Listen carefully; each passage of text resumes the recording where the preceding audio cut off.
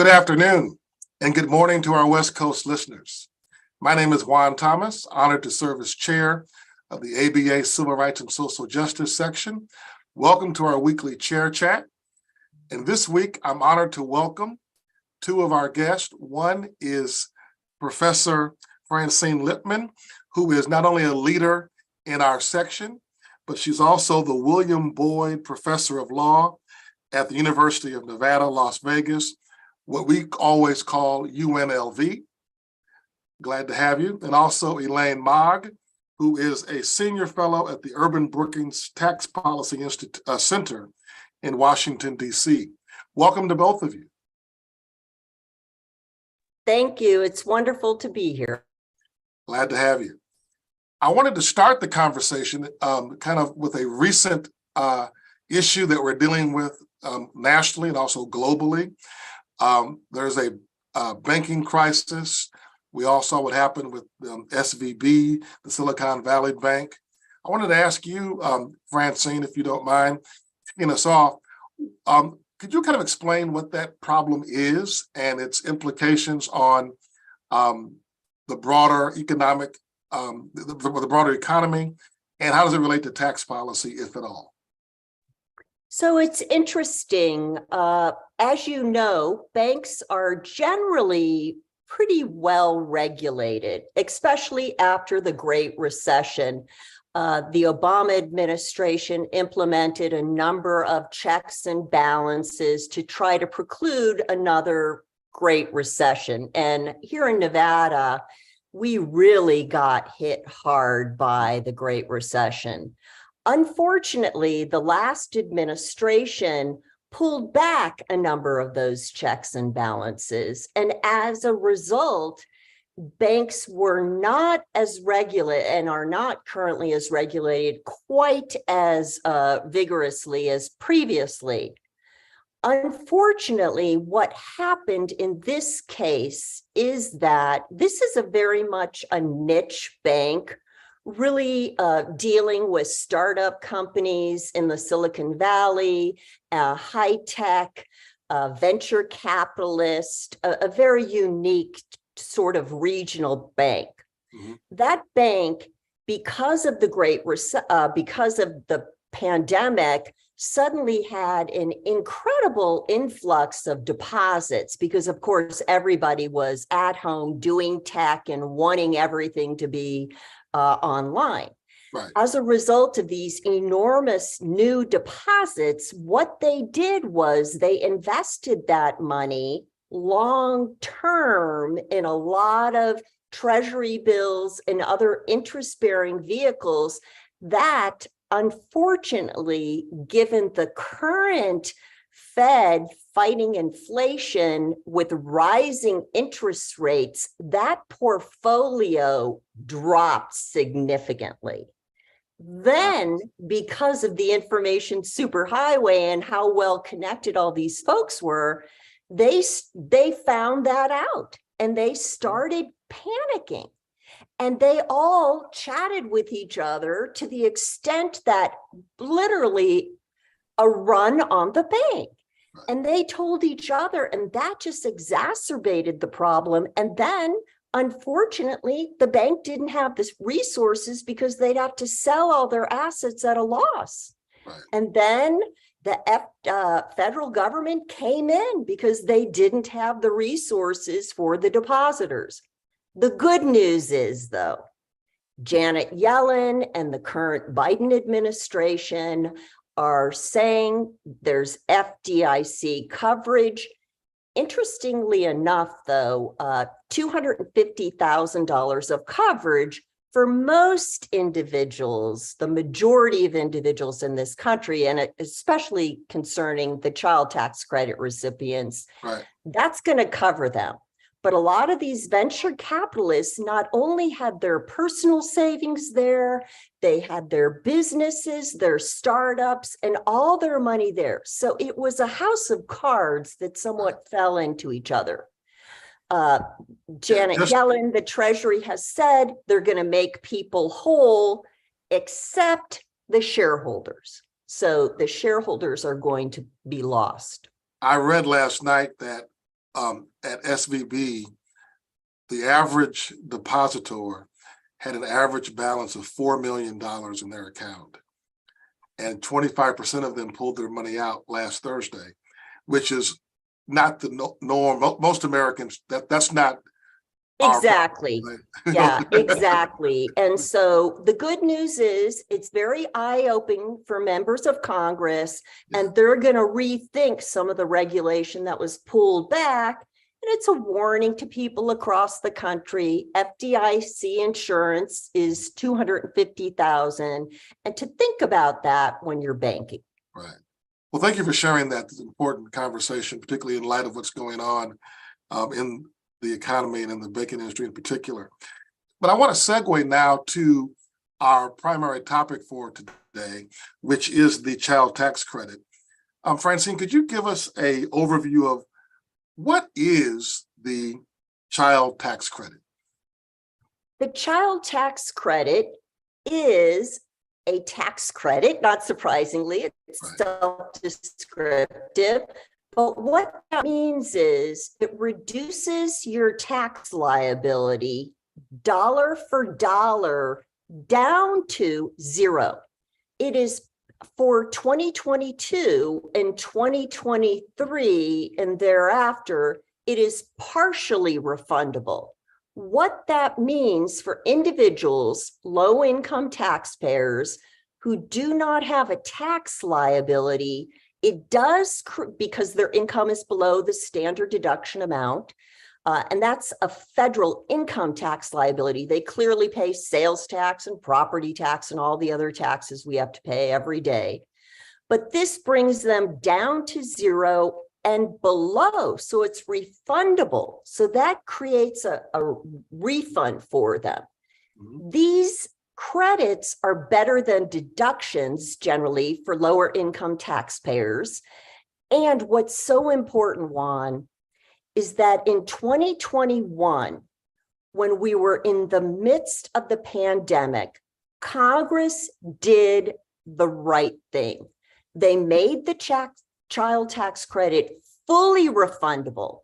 So the youngest children, the most vulnerable children in households with very little earnings, those households that suffer poverty, they were lifted out of poverty, and they not only made it fully refundable, which was a silver bullet to poverty, they also increased the amount from $2,000, which is the current amount, to up to $3,600 for kids under 6, and then for kids 6 to 17, $3,000. And one more thing that Congress did, they made it paid in advance because they knew they need to push the money out right away. Right. So they paid it monthly in advance on the 15th of the month. So this credit suddenly had salience. You knew that money coming into your bank account, or if you didn't have a bank account, on a credit card type debit card, that was money for your kids. And so it really was the perfect rainbow in the storm of COVID. Now, was that a credit per child, or was the $2,600 a lump sum? How does that per work? Child? So it's $3,600 right. per child under 6, or $3,000. And actually, Juan, if you step back from it, and I'm sure you have kids, everyone out there probably has kids or a grandkid or a niece or nephew. $3,600 for a year is really not that much money for a child, but it made the difference. That marginal increase really helped families. Right. Thank you for sharing that. Elaine, let me bring you into the conversation by asking you, was this tax credit effective, particularly in the context of Black and Brown families and other vulnerable communities? And could you also speak to the distinction between the 2022-23 credits versus the 2021 that was fully refundable? So hopefully it's obvious to most listeners, but being in poverty when you're a kid has a lifetime of deleterious effects. Your brain develops more slowly as a very young child. You're less likely to graduate from high school. You will likely do worse during elementary school. You are less likely to graduate from college then, and you are more likely to interact with the criminal justice system later. And so it's really critical to figure out ways to, stop those dominoes from falling. And so the child tax credit is always good at reducing some poverty. So tax credits are incredibly important to low-income families. And even today, it's important. But the big distinction is when we had that novel policy that delivered benefits to even the very lowest income families, we saw a few differences. The first is that typically there's about 20 million kids who aren't getting their full child tax credit just because their parents don't earn enough money. So they can't access the credit because they don't have enough tax liability and enough access to that refundable piece of the credit. So in the year that we had this novel policy in place in 2021, we saw child poverty drop by a whopping 40%. But more than that, this is the first time in a while we've been able to make a real difference in Black and brown poverty. And so Black poverty dropped by 50%. Wow. Why did that happen? The first is that these children are more likely to be excluded from the full credit under the rules we have now. But also it stems from, we have a labor market that systemically discriminates against some people.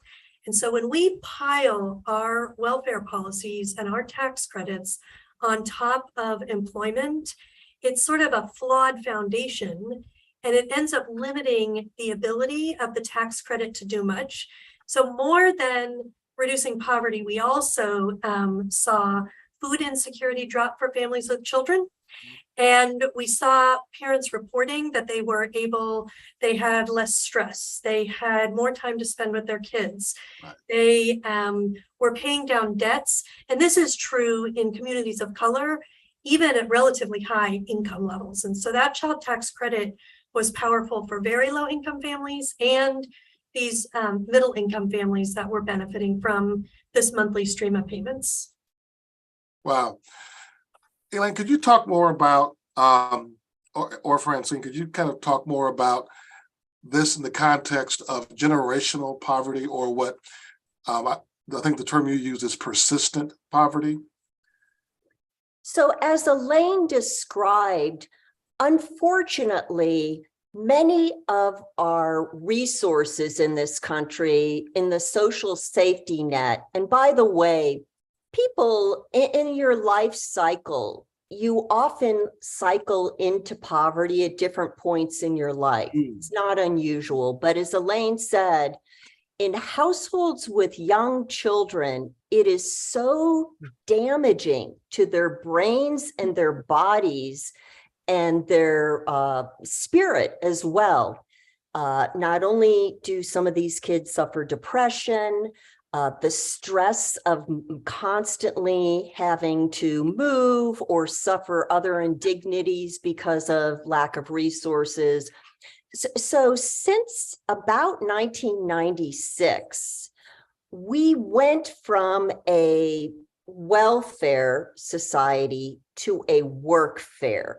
And unfortunately, some folks did a good job of making welfare seem like it is a negative thing. I teach at a state university, and I'm a proud graduate from some state universities. My education was subsidized, and so I received welfare. My students are receiving welfare, and so it's really not a negative thing. It is all of us sharing resources and lifting each other up during vulnerable periods. Persistent poverty, unfortunately, exists because so many of our resources are based upon earned income. Right. It really is somewhat crazy to think that subsidizing a child, especially a young child, depends upon the parents working. that child is an innocent victim of that situation. And we should all want these kids to be lifted out of poverty, because the cost to society in healthcare, in criminal justice, in educational remediation is way more expensive than the benefits of the credit. So this refundable credit that was literally the perfect rainbow in a pandemic storm, it saved so many households, and it's just that marginal money. The problem is the poverty, it's a slippery slope. It's very expensive to be poor. And if suddenly you have to borrow that $400 to fix the car to get to work, you have a payday loan that can be very expensive, title loans on the car. And so we want to go back to that 2021 fully refundable credit that Congress did not extend, although President Biden in his budget has proposed going back to that. I kind of want to follow up with you, Francine, on the point you made about going to a state university. I went to law school at a state university, the University of Illinois in Champaign-Urbana, and that is a form of welfare. We don't usually talk about that in the context of welfare. People don't think of that as welfare. Could you kind of broaden our definition of what welfare is? Absolutely. It is government subsidies, and K through 12 education is also subsidized, right? Our K through 12 education, if you step back from it, public school is free. Well, it's not free. There are expenses that need to be paid, right? Teachers are not paid enough. Classrooms need supplies. The buildings in Las Vegas, we need air conditioning, all those resources. That costs money. That is a form of welfare. But yet we've said that a certain group is not deserving of this. And that is really a mis and disinformation. Every single day, every person in this country just driving on the freeways, right? They're free freeways. Police service, fire. We subsidize that through taxes. And you might say, well, low-income individuals aren't paying taxes. They certainly are. If you look at state and local taxes, they have a higher effective rate than you do, Juan. I'm absolutely sure, because they have very little income, and what they have to spend. That's right. That's right. That's a very important point that needs to be made over and over, so people fully understand that we all benefit from the collective social welfare that we all contribute to, and the poor do contribute as well. Elaine, let me ask you more about this tax structure and the tax credit in the context of family dynamics and how families change. You wrote an article recently about the tax implications as family structures change. Could you kind of share a bit about that with us? Sure. As powerful as the tax system is at reducing poverty, it is a very blunt tool. And by that, I mean, we think of what a family looks like at exactly one time, and you get your full benefit to one tax unit. And in the olden days, we might think that, well, children are the product of marriages that are stable, and then biological children come along and everything stays the same. So it's fine to think about an annual subsidy or thinking of the family at one time in the year. That is not reality. 40% of children are born outside of marriage today. Marriages form, marriages dissolve. Children are moving between households throughout the year. Sometimes it's planned moves. You might share custody with another parent who, lives across the street even, but that child is assigned to exactly one tax unit. And that means that someone is providing support and not benefiting from the child tax credit, and someone else who's providing support is benefiting from the child tax credit. So in the budget, there's an interesting proposal to think about delivering the child tax credit on a monthly eligibility basis. So if I'm caring for my child in January, I get the child tax credit. If my child goes to another house in February, then just like a food stamp benefit can follow a child, the tax credit could follow the child. Right. But the tax system is a long way off from being able to think about tax units on anything other than an annual basis. But I think it's where we ought to be thinking about it, and we ought to be doing that because that's what's right for children in many cases. So when you talk to child welfare experts, they say, unless there's a situation of abuse or something terribly wrong going on, which is not the typical situation, we want all of the adults that care for a child involved in that child's life. And so if we could figure out a way to distribute tax credits to recognize multiple caregivers contribute to a child's life, we might provide one more reason for people to stay involved in that child's life, which research says is good for that kid. Right. Well, I can tell you, I have been a lawyer now for almost 30 years, and I had a pretty active divorce practice for a season of my career. And nothing is more intense than a fight between two parents over who's going to get the tax benefit for their child and how that is being distributed. And like you said, it's an annual issue, not a monthly or even biweekly issue. Mm-hmm. I've seen that on a very practical level between mom and dad. And it also contributes to a lot of errors in claiming these tax credits. Yes, so yes. People feel they are the right person to claim the credit because they are providing a substantial amount of support to that child. Right. But they might not be if they don't pass, one of the other tests associated with being able to claim that child. Right. And it's like the largest driver of errors in the earned income tax credit, which is similar to the CTC. Right. Right.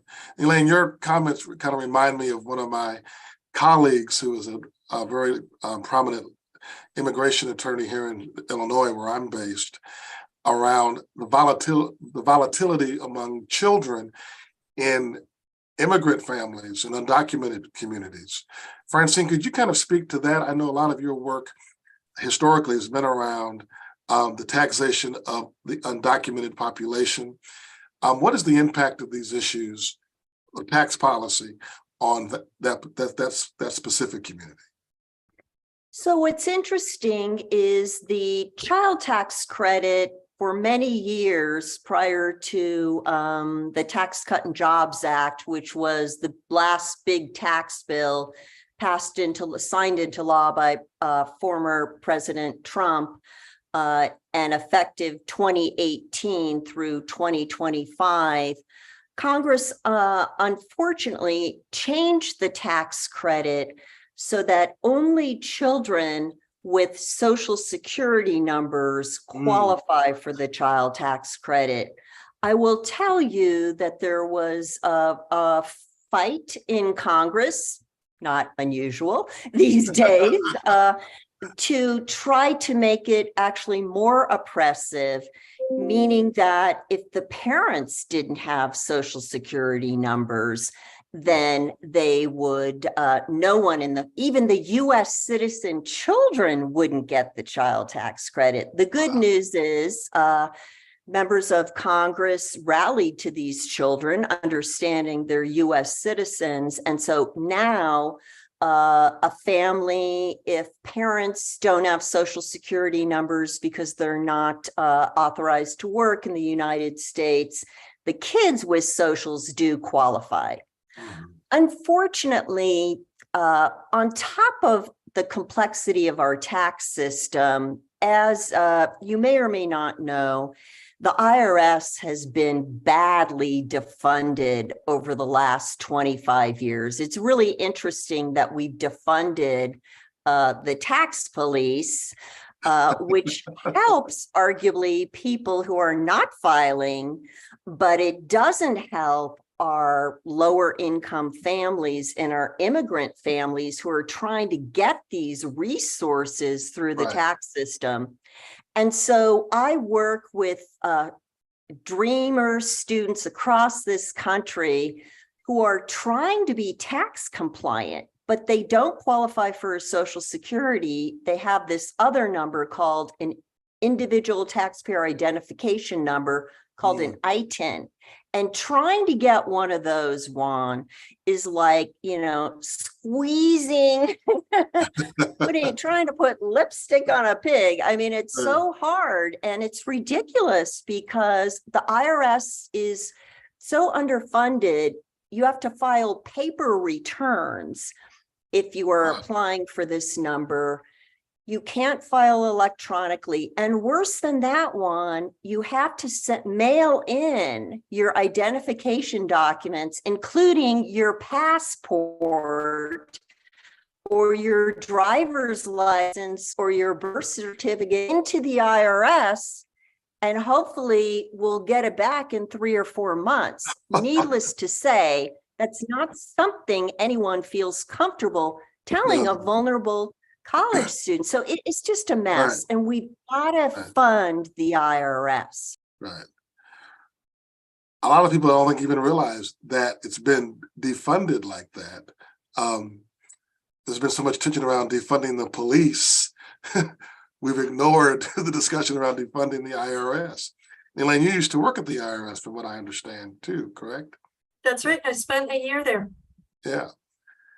So unfortunately, we're almost out of time, but I really want to get to quickly ask both of you, what are the policy solutions? What should we be focused on as lawyers, and what can we in the ABA and the Civil Rights and Social Justice section be doing to address some of these issues, and what role should lawyers play? So we should be thinking about ways to make tax filing simpler so that people can be compliant. There's a lot of people who want to do right, and they just have a difficult time doing it. We should decouple work from providing assistance to children. We should be thinking about how do investments in children pay off, and set aside whether their parents are working in a fashion suitable to some. And the final policy solution I'm thinking about is we should really think about whether we can get to monthly payments. As Francine mentioned, these were very salient for families. We used to have a robust cash assistance program in welfare.